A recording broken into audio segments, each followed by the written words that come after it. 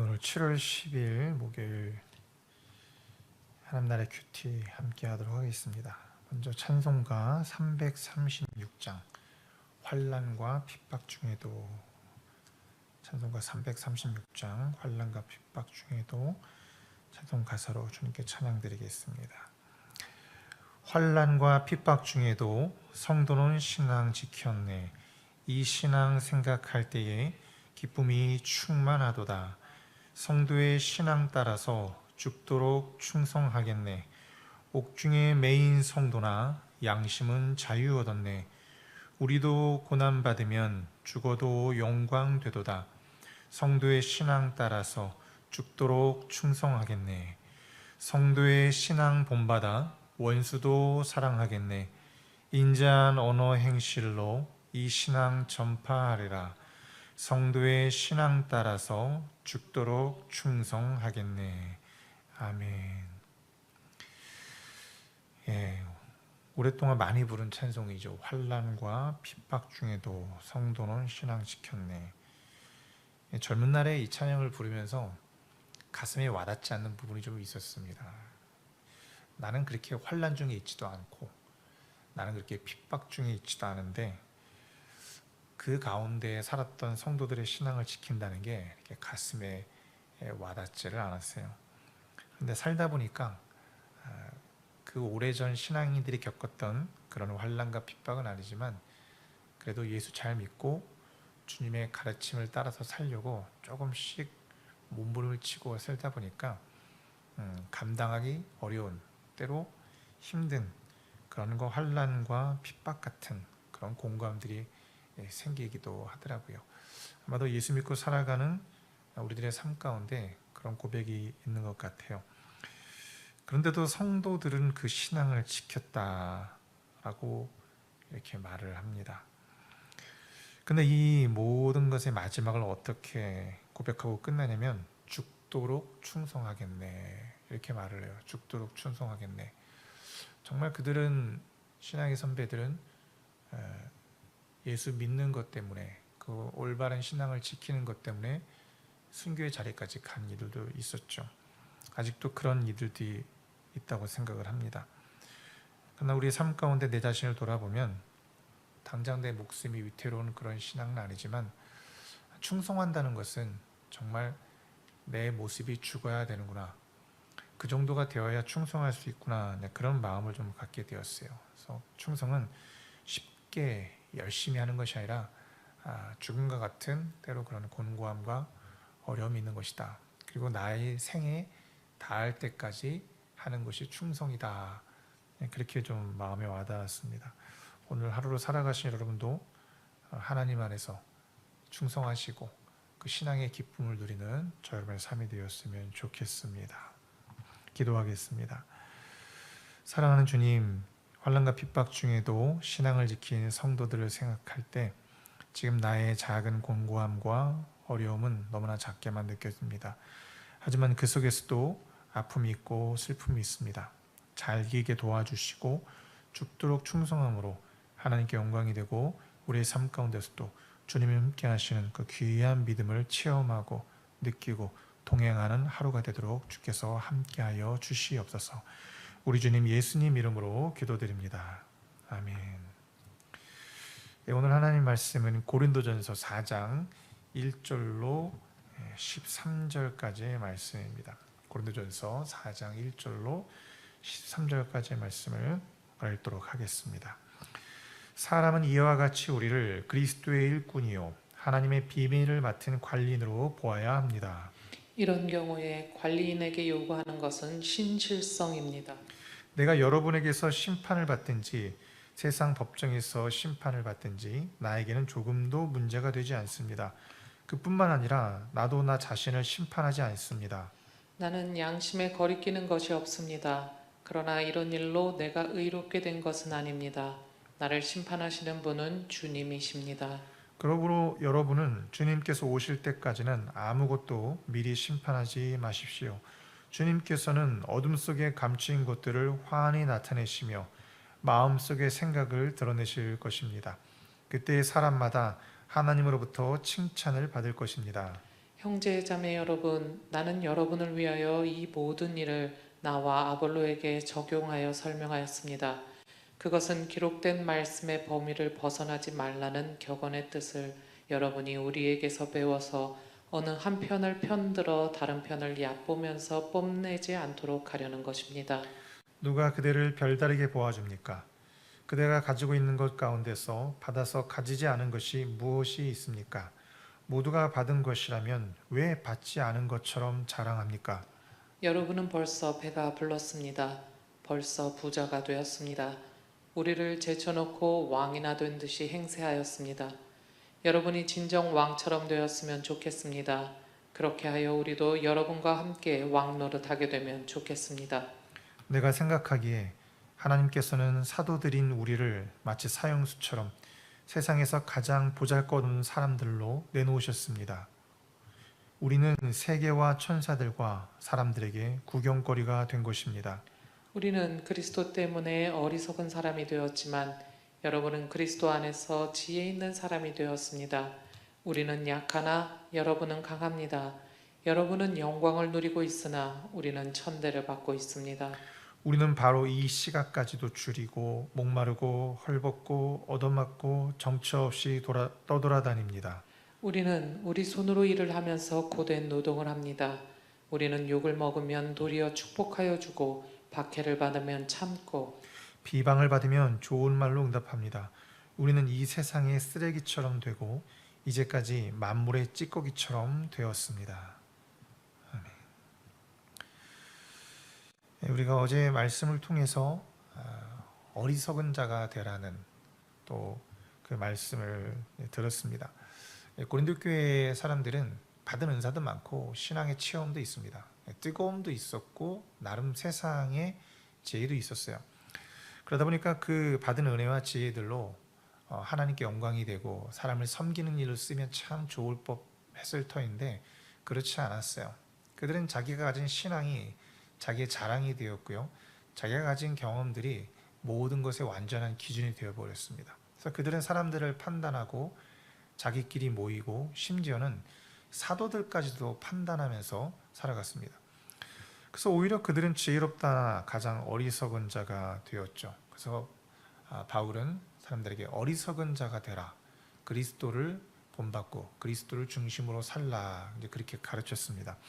오늘 말씀은 그러한 연장선상에 있습니다.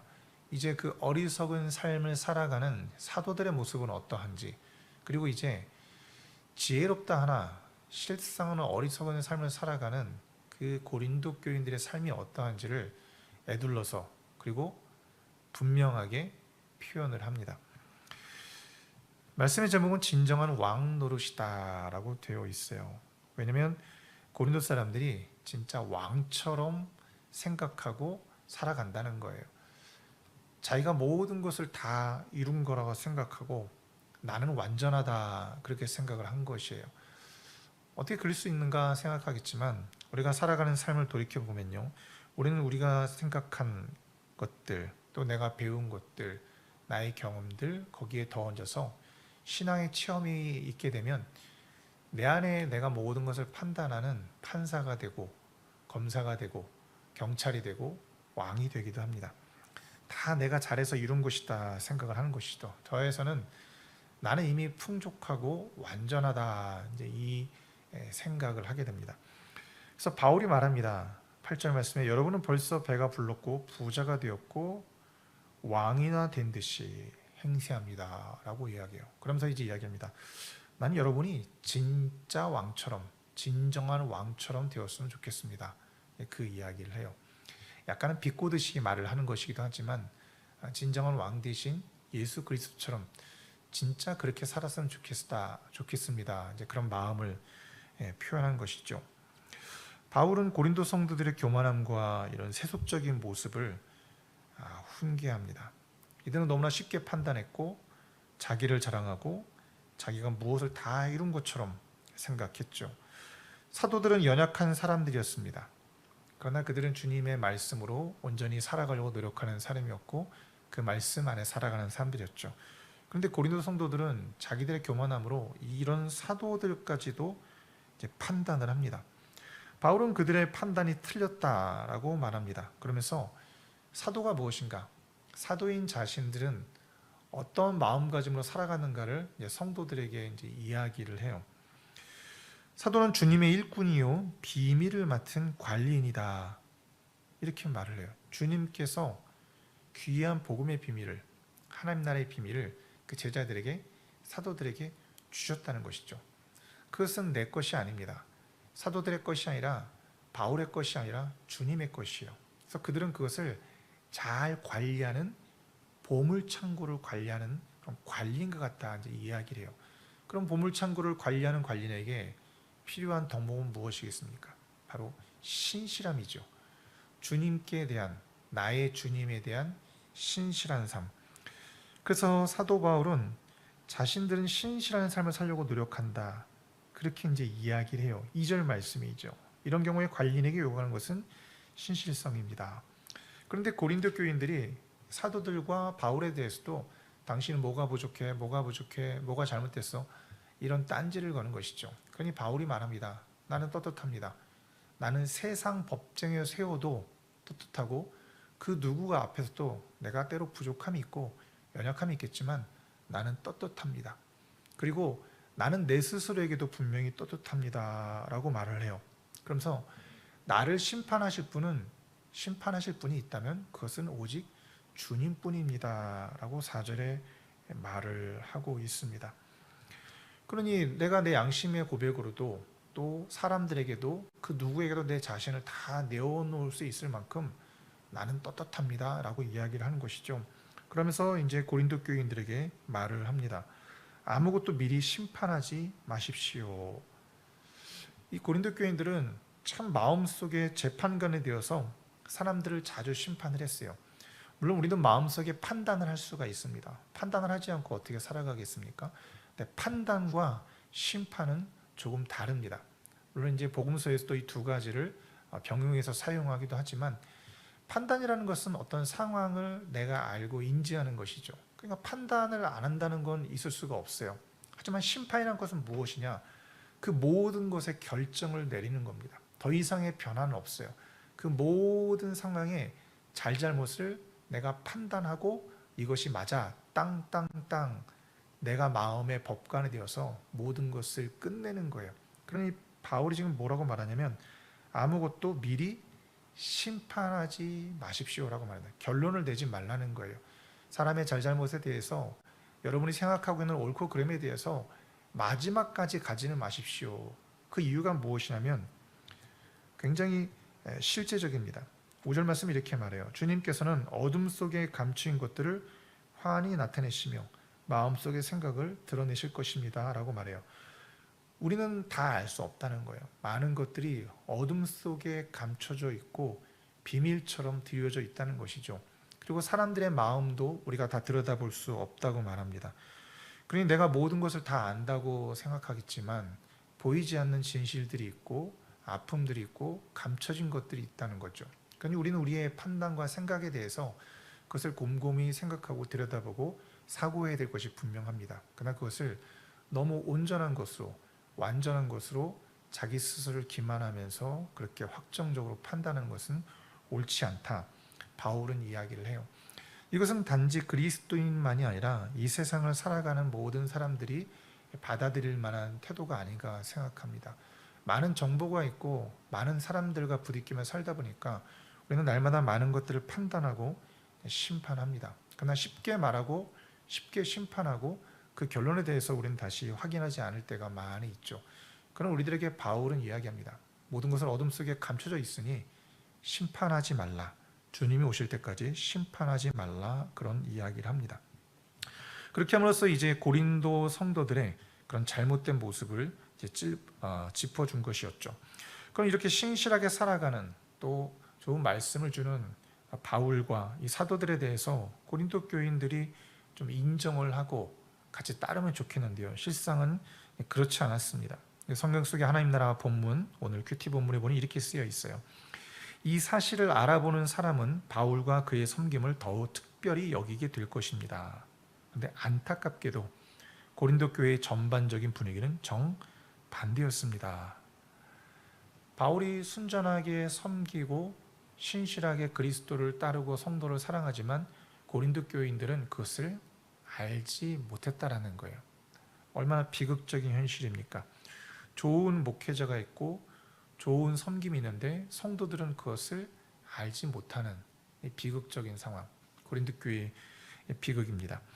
그런 가운데 바울은 이제 사도들과 사역자들이 그들에게 어떤 대접을 받고 어떤 삶을 사는지를 극명하게 보여주고 있어요. 고린도 교인들은 풍요로움 속에서 자기 자신을 위해 살아가지만 이제 바울은 자기 자신이 사도들이 어떠한지 이야기하는데요. 9절에 보니 사형수라고 말합니다. 세상에서 가장 보잘것없는 사람들. 10절에서는 어리석은 사람. 그리고 11절에서는 약함, 천대, 주림, 목마름, 헐벗음, 얻어맞음, 정처 없이 떠돌아다님. 13절에서는 비방받는 사람이라고 말을 해요. 급기야는 마지막엔 뭐라고 말하냐면 13절에 이렇게까지 말합니다. 이 세상에 쓰레기가 되었고 만물의 찌꺼기처럼 되었다. 이렇게 말을 해요. 하나님을 섬기는 목회자가, 교회를 섬기는 사역자가 세상에서는 무용한 사람처럼 되고 세상에서는 찌꺼기처럼 되고 세상에서는 쓰레기처럼 취급을 받는 그런 시절이 되었다라는 거예요. 이 사람이 신실하지 않아서가 아니라 오히려 복음으로 살았기 때문에, 이 사람이 교만해서가 아니라 오히려 겸손함으로 사랑으로 살았기 때문에 이렇게 밀려났다 이야기를 하는 것이죠. 그러니 우리가 생각할 때 초대교회 생각하면 사도들이 위세를 떨치고 권위를 떨치고 성도들이 그 앞에 다 순종하는 그런 이상적인 모습을 생각할 터인데 그렇지 않았습니다. 오히려 사도들은 그리스도의 복음을 증거하고 겸손히 섬김으로 살아가면서 많은 사람들 속에서 어려움을 겪고 살아갔죠.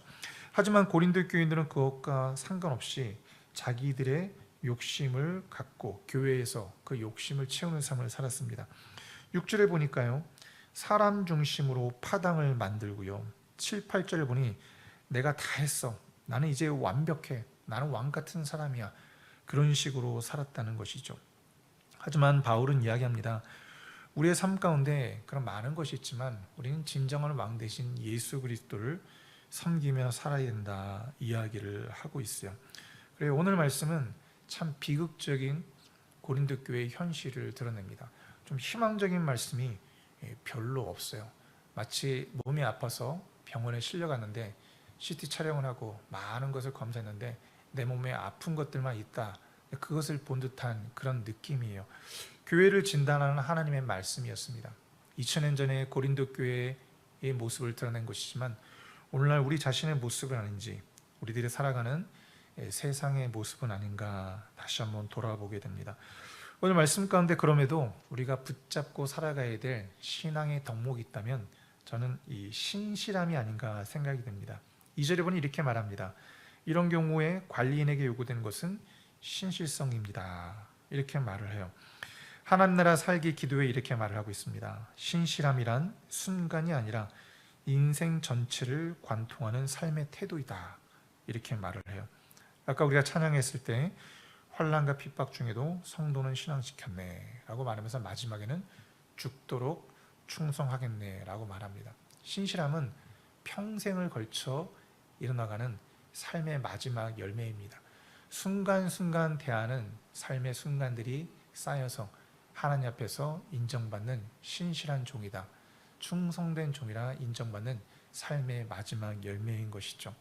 오늘 우리는 사도 바울의 삶을 온전하게 살지 못할 때도 분명히 있습니다. 그러나 그가 우리에게 말해준 어리석은 자가 되고 그리스도를 본받는 삶, 신실한 삶, 우리는 그것을 작게나마 본받음으로 날마다 그리스도를 닮아가는 믿음의 삶을 살아갈 수 있을 것입니다.